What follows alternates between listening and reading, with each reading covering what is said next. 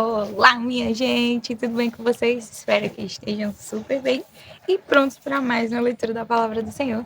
Hoje estaremos lendo no capítulo 18 do livro de Êxodo, capítulo 21 do livro de Lucas e capítulo 36 de Jó e 6 de 2 Coríntios. Então já vai abrindo aí tua Bíblia no capítulo 18 do livro de Êxodo. E antes de começarmos, vamos conversar com o Senhor. Pai eterno, Deus maravilhoso, louvado seja o teu nome, ó Deus, por mais esse dia, pela graça de estarmos aqui e termos a oportunidade de conhecer um pouco mais do Senhor, por meio da tua santa palavra. Fala aos nossos corações, nos instrui, nos dá do conhecimento que vem de ti, nos enche da tua sabedoria, ó Deus, e nos fortalece de modo que venhamos a perseverar nos teus caminhos. Tanto a te servir, ó Deus, quanto a te buscar de todo o coração. Nos ajuda a desenvolver o amor por ti de forma incondicional, com toda a nossa força, com tudo o que temos e somos. É assim que nós te oramos, ó Pai. Em nome do teu Filho amado Jesus Cristo, que vive e reina para todo sempre. Amém. Vamos lá? Capítulo 18, que vai dizer o seguinte. Jetro, sacerdote midian, sogro de Moisés, ouviu todas as coisas que Deus tinha feito por Moisés e por Israel, seu povo. Ouviu como o Senhor havia tirado Israel do Egito. Jetro, sogro de Moisés, foi até ele, levando consigo Zípora, a mulher de Moisés. Depois que este a havia enviado até ele, juntamente com os 2 filhos dela, um dos filhos se chamava Gerson, pois Moisés tinha dito: fui peregrino em terra estranha. O outro se chamava Eliezer, pois Moisés tinha dito: o Deus de meu pai foi a minha ajuda e me livrou da espada de Faraó. Jetro, sogro de Moisés, juntamente com os filhos e a mulher deste, veio a Moisés no deserto onde estava acampado, junto ao monte de Deus. E Jetro mandou dizer a Moisés: eu, seu sogro, Jetro, estou chegando com a sua mulher e os seus 2 filhos. Então Moisés foi ao encontro do sogro, inclinou-se e o beijou, e, indagando pelo bem-estar um do outro, entraram na tenda. Moisés contou a seu sogro tudo que o Senhor havia feito a Faraó e aos egípcios por amor de Israel, e todas as aflições que enfrentaram no Egito, e como o Senhor os havia livrado. Jetro ficou contente com todo o bem que o Senhor havia feito a Israel, livrando-o das mãos dos egípcios, e disse: bendito seja o Senhor, que libertou vocês das mãos dos egípcios e da mão de Faraó. Agora sei que o Senhor é maior do que todos os deuses, porque livrou este povo das mãos dos egípcios, quando agiram arrogantemente contra o povo. Então Jetro, sogro de Moisés, ofereceu um holocausto de sacrifícios a Deus. E Arão e todos os anciãos de Israel vieram para comer com o sogro de Moisés, na presença de Deus. No dia seguinte, Moisés sentou-se para julgar o povo, e o povo estava em pé diante de Moisés, desde a manhã até o pôr do sol. Quando o sogro de Moisés viu tudo o que ele fazia ao povo, perguntou: que é isto que você está fazendo ao povo? Por que você fica sentado sozinho e todo o povo está em pé diante de você, desde a manhã até o pôr do sol? Moisés respondeu ao seu sogro: é porque o povo vem a mim para consultar a Deus. Quando eles têm alguma questão, vem a mim para que eu julgue entre um e outro. E eu lhes dou a conhecer os estatutos de Deus e as suas leis. O sogro de Moisés, porém, lhe disse: não é bom o que você está fazendo. Com certeza todos ficaram cansados, tanto você como este povo que está com você. Isto é pesado demais para você. Você não pode fazer isso sozinho. Escute agora o que vou dizer. Eu o aconselharei. E que Deus esteja com você. Represente o povo diante de Deus. Leve as suas causas a Deus. Ensine os estatutos e as leis e faça com que conheçam o caminho em que devem andar e a obra que devem fazer. Procure entre o povo homens capazes, tementes a Deus, homens que amam a verdade e odeiam a corrupção. Coloque-os como chefes do povo, chefes de 1000, chefes de 100, chefes de 50 e chefes de 10, para que julguem este povo em todo o tempo. Toda causa grave trarão a você, mas toda causa pequena eles mesmos julgarão. Assim será mais fácil para você e eles os ajudarão a levar essa carga.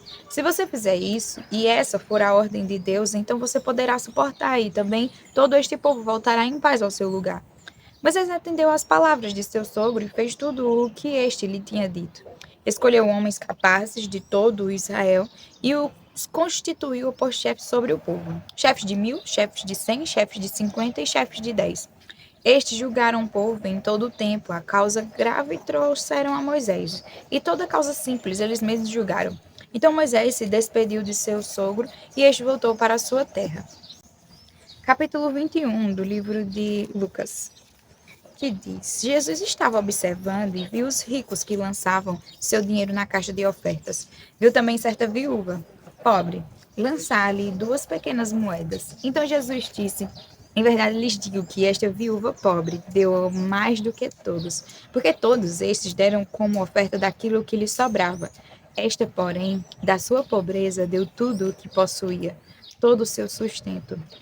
Alguns falavam a respeito do templo, como estava ornado de belas pedras e dádivas. Então Jesus disse: Vocês estão vendo estas coisas? Virão dias em que não ficará pedra sobre pedra que não seja derrubada. Perguntaram a Jesus: Mestre, quando será isto? E que sinal haverá quando estas coisas estiverem para acontecer? Jesus respondeu: Tenham cuidado para não serem enganados, porque muitos virão em meu nome dizendo: Sou eu, e também chegou a hora. Porém, não vão atrás deles. Quando vocês ouvirem falar de guerras e revoluções, não fiquem assustados, pois é necessário que primeiro aconteçam estas coisas, mas o fim não será logo. Então Jesus lhe disse: Nação se levantará contra nação e reino contra reino. Haverá grandes terremotos, epidemias e fome em vários lugares, coisas espantosas e também grandes sinais vindos do céu. Antes, porém, de todas estas coisas, vocês serão presos e perseguidos. Vocês serão entregues às sinagogas e lançados nas prisões. Serão levados à presença de reis e de governadores por causa do meu nome. Isto acontecerá para que vocês deem testemunho. Tomem, pois, a decisão de não se preocupar com o que irão responder, porque eu lhes darei palavras e sabedoria a que não poderão resistir nem contradizer todos os que se opuserem a vocês. E vocês serão entregues até por seus próprios pais, irmãos, parentes e amigos, e eles matarão alguns de vocês. Todos odiaram vocês por causa do meu nome. Mas não se perderá um só fio da cabelo da cabeça de vocês. É pela perseverança que vocês ganharão a sua alma. Quando, porém, vocês virem Jerusalém sitiada de exército, saibam que está próxima a sua devastação. Então, os que estiverem na Judéia fujam para os montes. Os que se encontram dentro da cidade saiam dela. E os que estiverem nos campos não entrem na cidade, porque esses dias são de vingança para se cumprir tudo o que está escrito. Ai das que estiverem grávidas e das que amamentam naqueles dias, porque haverá grande aflição na terra e ira contra este povo. Cairão ao fio de espada e serão lançados cativos para todas as nações. E até que os tempos dos gentios se completem, Jerusalém será pisada por eles. Haverá sinais no sol, na lua e nas estrelas, sobre a terra, angústia entre as nações, em perplexidade por causa do bramido do mar e das ondas. Haverá pessoas que desmaiarão de terror e pela expectativa das coisas que sobrevirão ao mundo, pois os poderes dos céus serão abalados. Então verão o Filho do Homem vindo numa nuvem, com poder e grande glória. Ora, quando estas coisas começarem a acontecer, levantem-se e fiquem de cabeça erguida, porque a redenção de vocês se aproxima. Jesus ainda lhes contou uma parábola dizendo: Olhem para a figueira e todas as árvores. Quando veem que começam a brotar, vocês mesmos sabem que o verão está próximo. Assim também, quando virem acontecer estas coisas, saibam que está próximo o reino de Deus. Em verdade lhes digo que não passará esta geração sem que tudo isso aconteça. Passará o céu e a terra, porém as minhas palavras não passarão.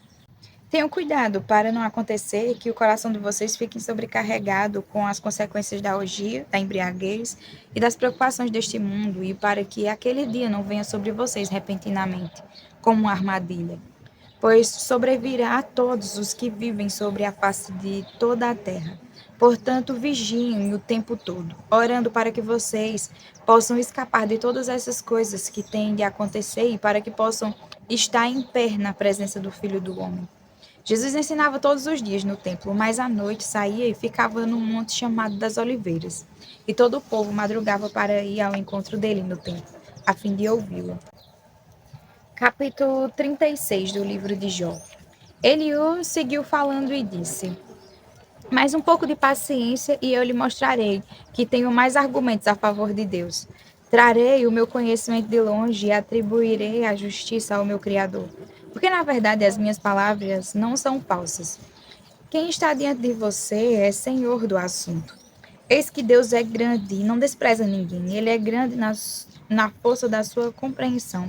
Não poupa a vida do ímpio, mas faz justiça aos aflitos. Deus não tira os seus olhos do justo, pelo contrário, os assenta no trono com os reis, para sempre, e eles são exaltados.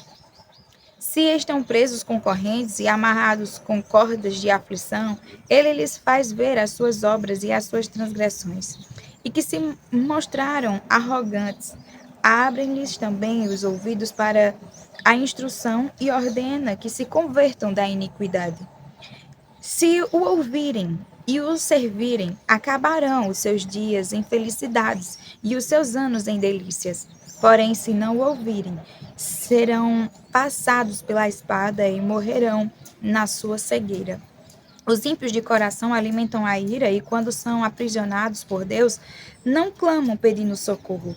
Perdem a vida na sua mocidade e morrem entre os prostitutos cultuais. Deus livra o aflito por meio da sua aflição e pelo sofrimento lhe abre os ouvidos. Assim também a você, Deus procura tirar da angústia e levar para um lugar espaçoso, em que não há aperto, e para o conforto de uma mesa cheia de comida saborosa. Mas você se enche de juízo perverso e por isso o juízo e a justiça o alcançarão. Tenha cuidado para que a ira não o leve a zombar, nem permita que a grande quantia de resgate o desvie. Será que ele levaria em conta as suas lamúrias e todos os seus grandes esforços para que você se veja livre da sua angústia? Não suspire pela noite, em que povos serão tirados do seu lugar. Cuidado, não se incline para a iniquidade. Você parece preferir a iniquidade à sua miséria. Eis que Deus se mostra grande em seu poder. Quem é mestre como ele? Quem lhe prescreveu o seu caminho, ou quem pode lhes dizer, cometeste uma injustiça? Lembre-se de exaltar as obras de Deus, que as pessoas celebram. Toda a humanidade olha para elas, as pessoas as contemplam de longe. Eis que Deus é grande e não o podemos compreender. O número dos seus anos não se podem calcular. Ele atrai para si as gotas de água que de seu vapor destilam em chuva, a qual as nuvens derramam e gotejam sobre a terra em grande abundância. Pode alguém entender como ele estende as nuvens e como os trovões ecoam em sua tenda? Eis que ele espalha sobre elas o seu relâmpago e encobre as profundezas do mar. Pois por estas coisas ele julga os povos e lhes dá alimento em abundância. Enche as mãos de relâmpagos e os arremessa contra o adversário. O fragor da tempestade dá notícias a respeito dele. Dele que é zeloso na sua ira contra a injustiça. Capítulo 6 do livro de 2 Coríntios. Vou ler os dois últimos versículos do capítulo 5, para que a gente se situe no contexto. Verso 20 e 21 do capítulo 5 de 2 Coríntios. Portanto, somos embaixadores em nome de Cristo, como se Deus exortasse por meio de nós. Em nome de Cristo, pois, pedimos que vocês se reconciliem com Deus. Aquele que não conheceu o pecado, Deus o fez pecado por nós, para que nele fôssemos feitos justiça de Deus. Capítulo 6, verso 1 em diante. E nós, na qualidade de cooperadores com ele, também exortamos a que vocês não recebam em vão a graça de Deus. Porque ele diz: no tempo aceitável eu escutei você, e no dia da salvação eu o socorri. Eis agora o tempo oportuno, eis agora o dia da salvação. Não queremos dar nenhum motivo de escândalo em coisa alguma, para que o ministério não seja censurado. Pelo contrário, em tudo nos recomendamos a nós mesmos como ministros de Deus, na muita paciência, nas aflições, nas privações, nas angústias, nos açoites, nas prisões, nos tumultos, nos trabalhos, nas vigílias, nos jejuns, na pureza, no saber, na paciência, na bondade, no Espírito Santo, no amor não fingido, na palavra da verdade, no poder de Deus, pelas armas da justiça, tanto para atacar como para defender, por honra e por desonra, por infâmia e por boa fama, como enganadores em sendo verdadeiros, como desconhecidos, mas sendo bem conhecidos, como se estivéssemos morrendo, mas eis que vivemos, como castigados, porém não mortos, como entristecidos, mas sempre alegres, como pobres, mas enriquecendo a muitos, como nada tendo, mas possuindo tudo. Ó Coríntios, temos falado com toda a franqueza e estamos de coração aberto para vocês. Nosso afeto por vocês não tem limites. Vocês é que estão limitados em seu afeto por nós. Ora, como justa retribuição, e falo a vocês como a filhos, peço que também vocês abram o seu coração para nós. Não se ponham em julgo desigual com os descrentes, pois que sociedade pode haver entre a justiça e a iniquidade? Ou que comunhão existe entre a luz e as trevas? Que honra pode haver entre Cristo e o maligno? Ou que união existe entre o crente e o descrente? Que ligação há entre o santuário de Deus e os ídolos? Porque nós somos santuários do Deus vivo, como ele próprio disse: habitarei e andarei entre eles, serei o seu Deus, e eles serão o meu povo. Por isso o Senhor diz: saiam do meio deles e separem-se deles. Não toquem coisas impuras, e eu os receberei. Serei o pai de vocês, e vocês serão meus filhos e minhas filhas, diz o Senhor Todo-Poderoso. Amém. Até amanhã, para mais uma leitura da palavra do Senhor. Fiquem com Deus.